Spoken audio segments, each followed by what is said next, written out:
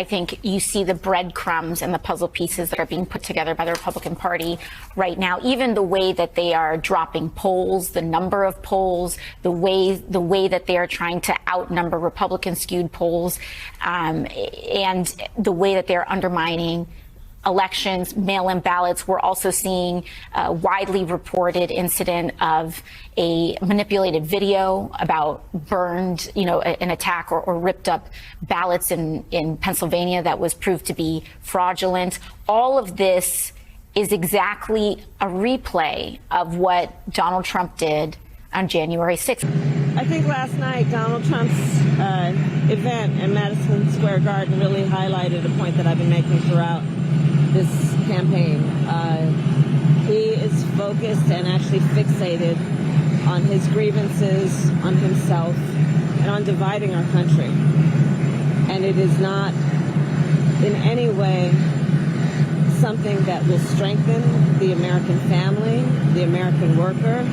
It is nothing about what he is saying that is actually going to support the aspirations, the dreams, and the ambitions of the American people.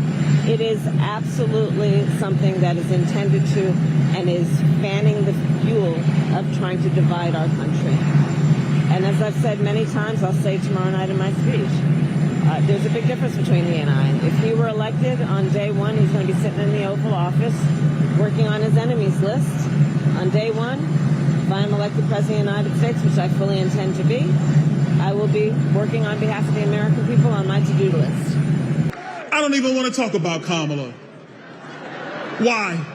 Why would we waste our time? She doesn't even want to talk about herself. She tells us she grew up in a middle-class family. But I don't care, because it's families today in New York, in Chicago, in Philadelphia, in Milwaukee, in Phoenix. They are struggling because of Kamala Harris, and they are saying the same thing we're saying. We had enough. We need Donald Trump back.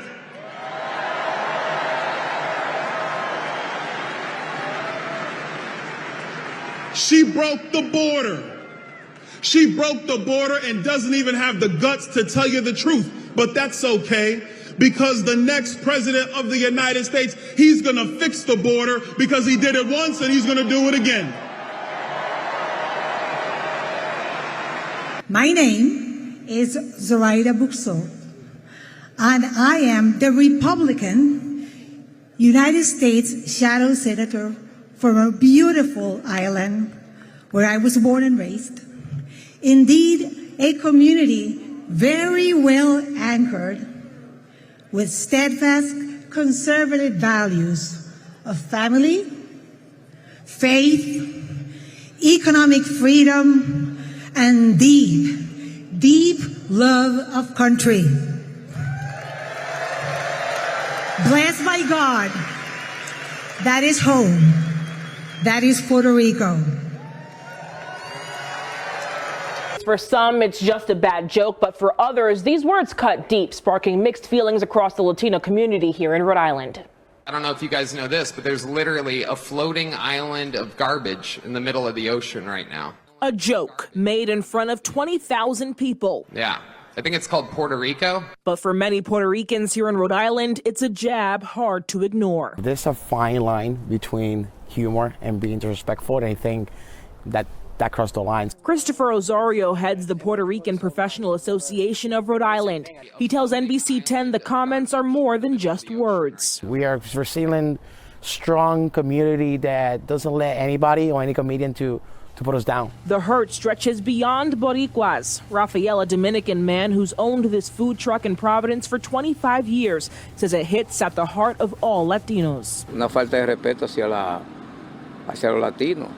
Nosotros aquí venimos a trabajar, a contribuir con la economía de este país, y no somos basura. But not everyone is taking it personally. When it comes to life, race doesn't matter. Jose Gonzalez is half Puerto Rican and half Dominican. He says while he didn't like the comment, it won't change who he's voting for November 5th. Trump is good, y'all.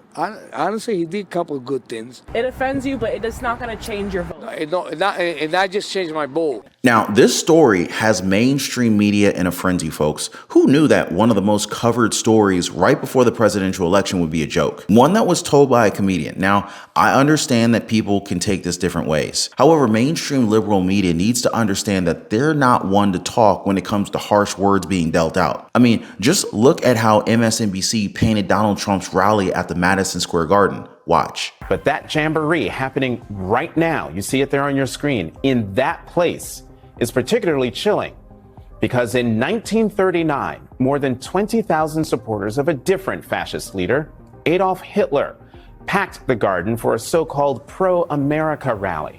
A rally where speakers voiced anti-Semitic rhetoric from a stage draped with Nazi banners. When a Jewish protester rushed the stage, the Associated Press reported, quote, instantly, a dozen or more stormtroopers set upon him, knocking him down and beating him as he held his head in his arms. Most of his clothing was torn from his body. Later, he was booked for disorderly conduct. Now, against that backdrop of history, Donald Trump, the man who has threatened to use the military against opponents he calls enemies from within, who has threatened to use the troops to quell what he says are lawless cities, and to use those troops to carry out mass deportations of immigrants, is once again turning Madison Square Garden into a staging ground for extremism. Wow, that's a bit of a stretch.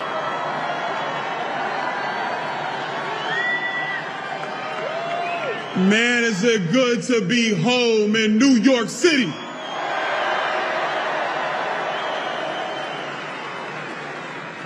You know, usually I got a lot to say, but this one's special to me. I was born in Brooklyn, New York.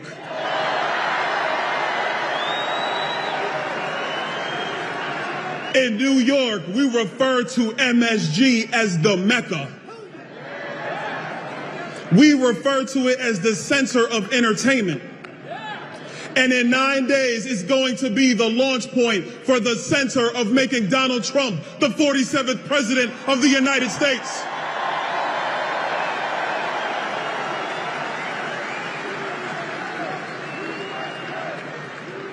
Now, I just want to kind of emphasize here that this comedian has made worse jokes than this one. He actually has a show called Kill Tony. And if you guys have watched any of his other segments, you'd understand just how different his set can be. Trump's campaign has already said that this joke doesn't reflect the views of President Trump and that they didn't have full control of what was going to be said by the comedian. But the focus has solely been on a joke. Meanwhile, many are trying to ignore the obvious. Trump filled out Madison Square Garden. Now, this is a fact that have left a lot of leftists absolutely losing it on air. Watch. I think a lot of people are seeing that rally at Madison Square Garden, seeing all those people. Doesn't mean he's going to win the race. But my point is, it's discouraging that so many people would gather and rally to hate speech in America. That it's discouraging and it hurts that people who have family in Puerto Rico, who are Puerto Rican Americans, who are American citizens, are hearing hate like that. It's discouraging, Joe. And I do want to show Michelle Obama and Kalamazoo, but I just think it's important to look at the situation, and it's not just, oh my gosh, about the race. It's, oh my gosh, how did we get here? How did we get here where a stadium of people come to hate? That's a different country, a different time. You know how you get past that? How do you get past that? Work harder, vote, yes, and win. That's how you get past it. They had no choice but to talk about that huge crowd. Look at the size of that thing. But of course, they now have a scapegoat. They have something else to talk about because of a joke. Yet you can hear the desperation in her voice when she said that seeing all those people isn't giving Donald Trump the win, because she understands just how much support the former president has. And this was in New York City. This is typically a very, very blue state, and it's led to her trying her best to downplay everything else that happened. I also want to note here that she's generalizing every single person who attended this rally, as if they loved that joke or something. But in reality, the joke fell flat. So we won't get rattled. We won't yield to ignorance, foolishness, or irrational thoughtlessness. We will remain focused on what is really important. We all share a desire for change for the good. The course that our nation has been wrongfully placed by the Biden-Harris administration must be reversed. Failed policies in the economy and energy production that have driven up your cost of living and that have you struggling every month to pay your bills. Failed policies in matters of border security, law enforcement, immigration that have caused a great deal of chaos, a surge in violent crime across the nation, drug smuggling, and that have you feeling unsafe and unprotected. That is the record of Kamala Harris as border czar and VP for the last almost 4 years in power. I feel your pain. I'm with you. The crisis that our nation is going through is not a result of a natural disaster. It's a direct consequence of the actions and omissions of Joe Biden and Kamala Harris. There are close to 6 million Puerto Ricans stateside, in addition to the 3.2 million American citizens that live on the island. And nearly 500,000 have made the Keystone State their home state. We are part of the Hispanic American force of 65 million. We Hispanics are part of the soul of this country. We have made a difference, and we will again make a difference in this coming election to bring about much needed change.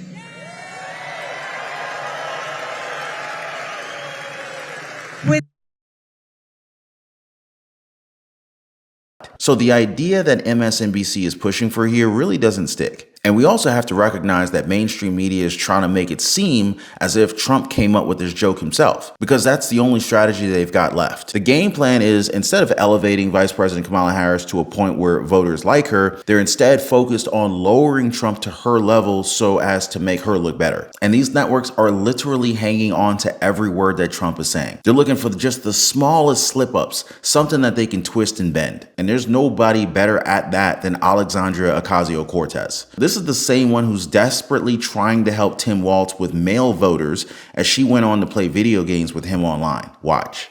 I'm taking a look at, I'm trying to both read chat and fight a slime down here at the same time. Look, he's angry at me. Oh, okay.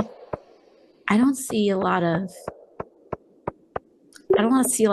ores here. I don't see a lot of copper or iron ores at the moment. Would seeing this make you want to vote for AOC? And once Walz entered, things became very awkward. I would even go so far as to say cringy, especially this one moment where they talked about the filibuster. I'm not sure if they checked with the VP before talking about this. I'm guessing you and I are probably the same on the filibuster, but oh, yeah, we got to get rid of that thing. But the message is that Trump is the one who's extreme, right? Yet they're talking about getting rid of the filibuster while they stream video games. And of course she had to weigh in on Donald Trump's rally because she's extremely to the left. Here's what she had to say about it. I think you see the breadcrumbs and the puzzle pieces that are being put together by the Republican Party right now. Even the way that they are dropping polls, the number of polls, the way that they are trying to outnumber Republican skewed polls, and the way that they're undermining elections, mail-in ballots. We're also seeing a widely reported incident of a manipulated video about burned, an attack or ripped up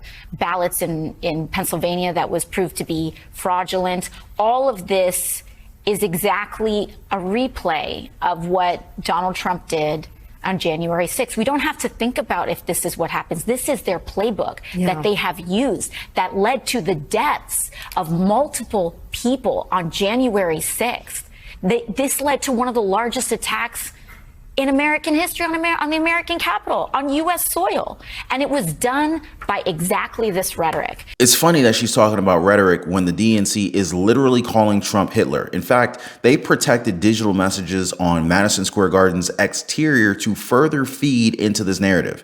And to be clear, guys, the only proof that they have that Donald Trump said anything nice about Hitler is coming from John Kelly. He's the only one who's talking about this. But of course, that's something that they pounce on because it's impossible to make Kamala Harris look at least halfway decent as a presidential nominee. So I guess you guys pretty much get the picture of the whole Madison Square Garden rally and why Kamala Harris is wearing her you-know-what off over the state of the race. Trump 2024 campaign advisor Daniel Alvarez described it this way: Madison Square Garden is iconic. Everybody dreams of playing Madison Square Garden, and President Trump is iconic. This is also his hometown. This is his city. His fingerprints are all over the New York skyline. You've seen that theme all throughout the camp where they visited the Harlem Bodega, the South Bronx rally, the union workers. And so he was really delivering that closing argument at Madison Square Garden. So what do you guys think? Do you feel like Donald Trump brought home the bacon with that Madison Square Garden super rally? Drop a quick yes in the comments down below, guys. Hit the like button to show your support. And hey, don't forget to subscribe to the channel. Totally appreciate you guys. Again, we're trying to hit 700,000 subs by November 5th. I know we can do it, so appreciate you guys. But man, I really wish that I could have been there in Madison Square Garden to literally be present for the rally. Donald Trump, he took the stage at Madison Square Garden just after 7 p.m. in the packed stadium. From there, he focused his speech on spiraling immigration, inflation woes, and looking toward the future with lower consumer costs and securing the border. And from what I heard, the Trump mega rally was sold out within hours of being announced this month, and that is with Madison Square Garden having a capacity of 19,500 people. And guess what, guys?